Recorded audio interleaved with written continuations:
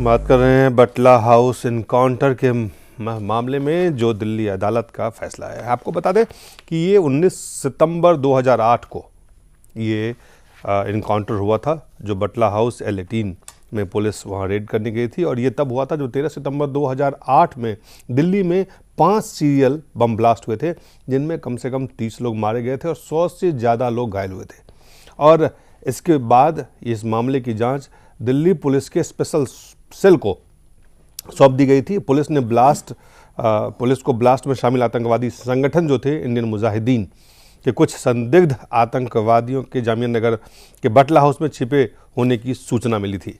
और फिर ये 19 सितंबर 2008 को लगभग 10:30 बजे इनकाउंटर स्पेशलिस्ट थे मोहन चंद शर्मा के नेतृत्व में 7 पुलिस वालों की टीम ने बटला हाउस के फ्लैट नंबर A L18 में रेड के लिए पहुंची। जैसे ही पुलिस उस 4 मंजिला बिल्डिंग के दूसरे तल पर पहुंचे थे, उसी फ्लैट के अंदर से फायरिंग शुरू हुई थी। पुलिस ने भी इसका जवाब दिया। इस मुठभेड़ में मोहम्मद आतिफ अमीन और मोहम्मद साजिद के मारे जाने के बाद 2 तथाकथित जो कथित रूप से आतंकवादी मोहम्मद सैफ और जिशान को गिरफ्तार किया गया था, जबकि एक आतंकवादी भागने में कायम हुआ था। इस इनकाउंटर में 2 पुलिस वाले घायल भी हुए थे, जिसमें इंस्पेक्टर एस शर्मा ने इलाज के दौरान अस्पताल में दम तोड़ दिया। और ये इसके बाद इस पे लगातार आप देखें 21 सितंबर 2008 को पुलिस ने कहा था कि उसने इंडियन मुजाहिदीन के 3 कथित और चरमपंथियों और बटला हाउस के L18 मकान की देखभाल करने वाले व्यक्ति को गिरफ्तार किया था। दिल्ली में हुए विस्फोटों के लिए आरोप में पुलिस ने कुल 14 लोगों को हिरासत में लिया था। ये गिरफ्तारियां दिल्ली और उत्तर प्रदेश से की गई थी। मानवाधिकार संगठनों ने बटला हाउस एनकाउंटर को फर्जी बताते हुए दिल्ली हाई कोर्ट में याचिका दायर किया था और मामले की न्यायिक जांच की मांग की थी। 21 मई 2009 को दिल्ली हाईकोर्ट ने राष्ट्रीय मानवाधिकार आयोग के पुलिस के दावों की जांच कर 2 महीने में रिपोर्ट को पेश करने के लिए कहा। 22 जुलाई 2009 राष्ट्रीय मानवाधिकार आयोग ने दिल्ली हाईकोर्ट के समक्ष अपनी रिपोर्ट पेश की। रिपोर्ट में दिल्ली पुलिस को क्लीन चिट दी गई। 26 अगस्त 2009 को दिल्ली हाईकोर्ट ने NHRC की रिपोर्ट को स्वीकार करते हुए न्यायिक जांच से इनकार किया। 30 अक्टूबर 2009 हाईकोर्ट के फैसले के खिलाफ सुप्रीम कोर्ट में अपील दायर की गई थी, लेकिन सुप्रीम कोर्ट ने भी न्यायिक जांच से इनकार कर दिया। सुप्रीम कोर्ट ने कहा मामले की जांच से पुलिस का मनोबल प्रभावित होगा।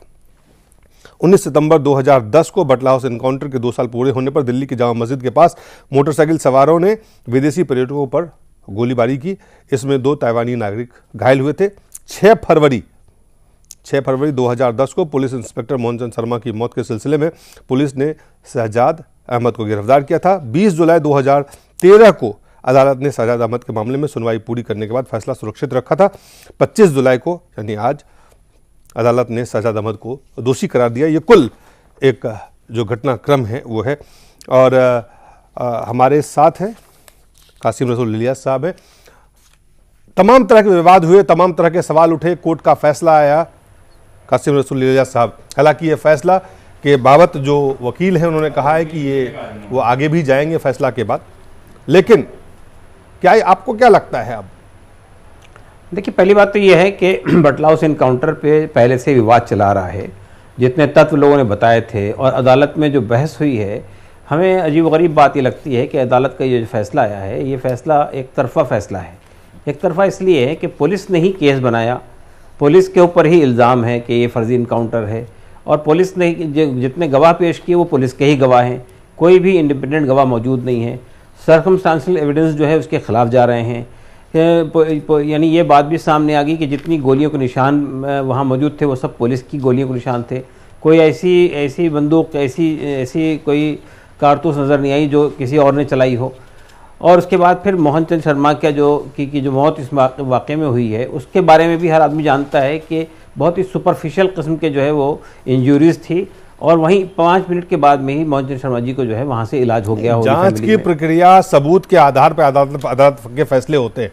सही है, फैसला है ना उनके हिसाब से। एक तरफा फैसला कैसे हो सकता है? नहीं, एक तरफा फैसला इसलिए मैं कह रहा हूँ आपसे कि आप ये बताइए कि इस तरह के किसी वाक़े के अंदर में सिर्फ पुलिस की ही गवाही के ऊपर आप बात करेंगे, जब पुलिस ही आरोपी ठहरी है। 70 आयोजन पक्ष ने कुल 70 प्रत्यक्षदर्शियों से पूछताछ की, जिसमें मुठभेड़ में शामिल पुलिस दल के 6 सदस्य भी शामिल हैं। जी सही है, आप तो ये बताइए 70 में से 6 ही पुलिस वाले हैं। नहीं बहुत सब सही बात कर रहे हैं आप, लेकिन ये सवाल बताइए कि बटला हाउस के एनकाउंटर के बटला हाउस के किस आदमी को इन्होंने उसमें गवाही के अंदर खड़ा किया? इनका जाती नजरिया ये है कि जो आसपास के लोग थे, जो चश्मदीद गवाह थे वहां के, उनको भी उस लिस्ट में 70 जो प्रत्यक्षदर्शी हैं जिसमें से मात्र 6 पुलिस वाले हैं। नहीं वो सब सही है। उसमें बहुत सारे लोग ऐसे भी थे जिन्होंने बाकायदा उस वक्त वीडियो बनाई थी अपने कैमरों में से, अपने आसपास के तमाम चीजों को अदालत ने देखा होगा।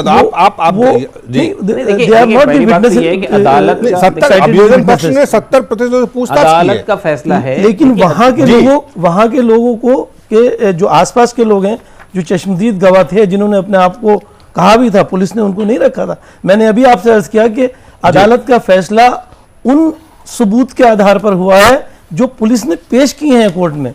कोई अदालत नहीं लेके आई है कहीं से, अदालत कहीं भी नहीं लेके आती है। लेकिन अदालत किस मामले में लेके आती है? आपको किस मामले में लगता है कि अदालत जाके जांच करके अदालत खुद जांच कहां करती है? इसीलिए तो हम कह रहे हैं कि इन्वेस्टिगेशन में मेरा सवाल वही है, ये बताइए, आप खुद एडवोकेट हैं, कौन सा ऐसा मामला है जिसमें अदालत खुद जांच करती है? नहीं देखिए, आप ये बताइए, वो तो अगर अलग से ऑर्डर होते हैं, जांच एजेंसी ही जांच करेगी। जांच एजेंसी करती है। जांच एजेंसी जो सबूत पेश करती है कोर्ट के अंदर, उसके आधार पर फैसले होते हैं। जांच एजेंसी की ही हम कमी बता रहे हैं कि उन्होंने आसपास के लोगों को, जो वहां चश्मदीद गवाह थे, आज भी मौजूद है। अभियोजन पक्ष ने आज भी वो लोग मौजूद हैं। प्रत्यक्षदर्शियों से पूछताछ की जिसमें कि पुलिस दल के सिर्फ 6 सदस्य शामिल हैं। देखिए बात ये असल में इस इनकाउंटर पर पहले से ही विवाद चला रहा है। विवाद बढ़ाने के लिए आप विवाद कर सकते हैं। बात सुनिए, कासिम रसूल इलियास साहब, विवाद तो दिग्विजय सिंह और सियासी लोग करते हैं। नहीं, मुझे ये बताइए आप कि विवाद तो इस जहां इनकाउंटर भी था, वहां एसआईटी बनती है, सुप्रीम कोर्ट का ऑर्डर होता है, वहां इन्वेस्टिगेशन होता है, और उसके बाद जो है स्टेट गवर्नमेंट की और पुलिस के वर्जन के खिलाफ एक बात सामने आती है। बटला हाउस इनकाउंटर में ऐसी कोई बात नहीं होती है भाई। बटला हाउस इनकाउंटर पे भी हमारा मुतालबा ये था कि जो मानवाधिकार संगठन थे वो गए, नहीं, मानवाधिकार आयोग ने उसकी जांच की, जांच करके सुप्रीम हाईकोर्ट को दिया, हाईकोर्ट ने उसको स्वीकार किया, स्वीकार करके न्यायिक जांच की मांग पहली बात तो ये है कि मानव अधिकार उसने कमीशन ने जो कुछ किया था उसमें सिर्फ पुलिस के वर्षन को सामने रखा और उसी को अपनी रिपोर्ट दे दी। उसने कोई इंडिपेंडेंट इन्वेस्टिगेशन नहीं किया वहां पर। मानव अधिकार आयोग ने, आयोग की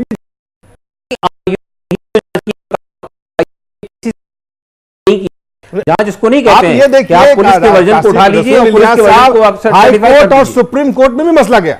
नहीं, सुप्रीम कोर्ट में मसला नहीं गया है। नहीं, सुप्रीम कोर्ट में मैं आपको बता देता हूं कि सुप्रीम को हाई कोर्ट में जब उसको मैं आपको तारीख बताता हूं, और उस समय नहीं, ठीक है, देखिए सुप्रीम कोर्ट ने तो ये बात कही है कि ठीक है, नहीं, हाई कोर्ट ने 26 अगस्त को दिल्ली हाई कोर्ट ने एनएचआरसी की रिपोर्ट को स्वीकार करते हुए न्यायिक जांच से इनकार किया है। 30 अक्टूबर 2009 को हाईकोर्ट के फैसले के खिलाफ सुप्रीम कोर्ट में अपील दायर की गई, लेकिन सुप्रीम कोर्ट ने भी न्यायिक जांच से इनकार कर दिया। सुप्रीम कोर्ट ने कहा कि मामले की जांच से पुलिस का मनोबल प्रभावित होगा।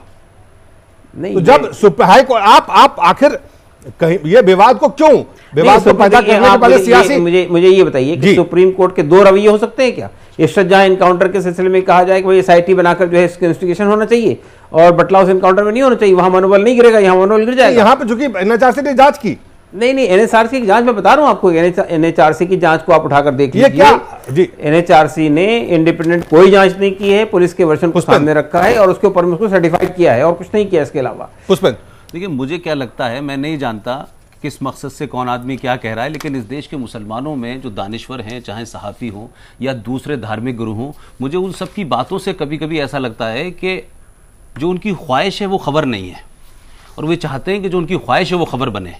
तो जब उनका दिल करता है तो ह्यूमन राइट कमीशंस के बड़े बड़े लोग वायलेशंस की बात होती है, उनका जिक्र करके कोई आदमी ओबामा को चिट्ठी लिख देता है। जब उनका दिल चाहता है तो एनजीओज की रिपोर्ट बड़ी मन मुताबिक उनको अच्छी लगने लगती है।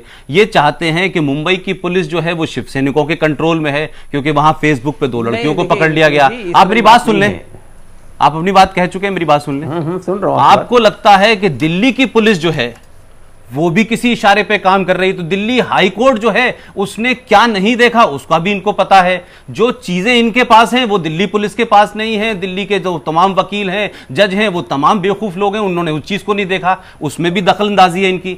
और ये भी बताना चाहते हैं कि ये फैसला एक तरफा है, जो फैसला इनके हक में वो अच्छा, जो फैसला इनके हक में नहीं उसमें 50 किस्म के सवाल खड़े करेंगे। तो मेरा कहना है कि चाहते क्या है कि आप आईबी पे, आप सीबीआई पे, आप इस देश की जुडिशरी पे सवाल उठाएं, क्योंकि हमारे अच्छा वाली बात है तो ठीक है। आप सुभाष जो मैदान है, जो एक पार्क है, उस पे एक नाजायज मस्जिद बना लेंगे और कहेंगे कि नहीं ये भी जस्टिफाइड है। तो आपकी नाजायज मांगों को जो हिंदू सपोर्ट करे वो सेकुलर, जो ना करे वो बीजेपी का कम्युनल। आपको जज पे भी शक है, इस कोर्ट पे भी शक है, आप जज को ये भी बताएंगे कि इसकी इंक्वायरी मैं यही देख रहा हूं, जस्टिफाई करना है ये आपका ख्याल है, आपका ख्याल नहीं है, ये मैं ये देख रहा हूं। आपके हर मामले में आपको लगता है यही सबसे बड़ी बात है, गुजरात पुलिस बीजेपी के अंदर में है, यही सबसे बड़ी बात है। कश्मीर के अंदर फौज जो है कम्युनल है, उत्तर प्रदेश में पीएससी कम्युनल है, इस मुल्क के अंदर सिर्फ मुसलमान जो है वो सेकुलर है, इसलिए उनकी बात मान लेनी चाहिए। मुसलमानों को नजरअंदाज थोड़ी कर सकते हैं, तो मुसलमानों को बदल देंगे, जुडिशरी बदल दें, पुलिस बदल दें, सब कुछ इनके हिसाब से कर दें, तो इनको अच्छा है।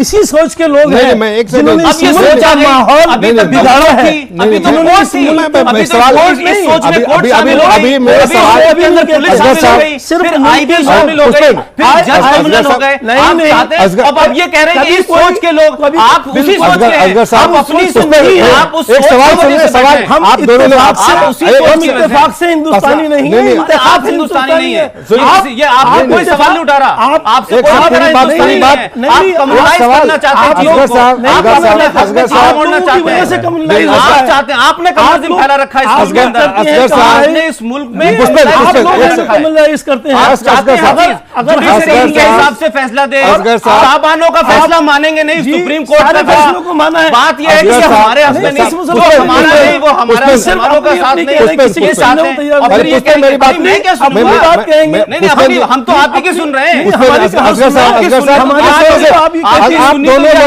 आप दोनों लोगों से नाजायज बनाएंगे, जस्टिफाइड सवाल जो दिन में कहते रहे आप उंगली उठाएं तो सही है, आप कत्ल करें तो सही है, जुल्म है तो सही है, जिना करें तो सही है, आप जो चाहे वो करें तो सही है। अगर मुसलमान आवाज भी खोल दे तो वो आपकी आवाज, हमारी आवाज की आवाज बताए कितनी है, आपकी आवाज जाती है, आपकी आवाज हमारी ना जाती है, इसको डाइवर्ट मत करिए, हम नहीं ना इसको डाइवर्ट नहीं कर, किसने रोका है? अरे डाइवर्ट नहीं कर रहे हैं, असगर साहब अगर ये लोग अपने जहन को पाक साफ कर ले तो पूरा हिंदुस्तान पाक हो जाएगा। आप एक मिनट मुसलमान पहले ये तय कर लें कि ये चाहते क्या है, 20 इनकी कम्युनल मांगों को जो हिंदू है उसे कम्युनल कहते हैं। ये 20 करोड़ साहब हमें पुलिस कम्युनल है, दिल्ली की पुलिस कम्युनल है, एमसी शर्मा कम्युनल है, जो कम्युनल है वो है, जो कम्युनल है वो है, बिल्कुल पुलिस जहाँ कम्युनल है तो है, जहाँ जो लीडर कम्युनल है कोई मुसलमान हिंदुस्तान में कम्युनल नहीं है। चल रहा है, जुडिशरी को भी कम्युनल करते हैं आप, कैसे बस नहीं चल रहा है, जहाँ होगी वहाँ कह देंगे, कहिए ना, हम नहीं डरते हैं किसी से, आप तो किसी से डरते ही नहीं है, हम मान ही रहे हैं आप डरते ही नहीं है, हम अल्लाह से डरते हैं, किसी से नहीं डरते, आप तो किसी से नहीं जो अल्लाह से डरता है किसी से नहीं डरता। यहाँ की जुडिशरी सही है, इसलिए सही कहते हैं, जिस दिन गलत हो जाएगी उस दिन अरे आपने तो अभी गलत साबित कर दिया, नहीं किया, आपने कहा एक तरफा फैसला दिया,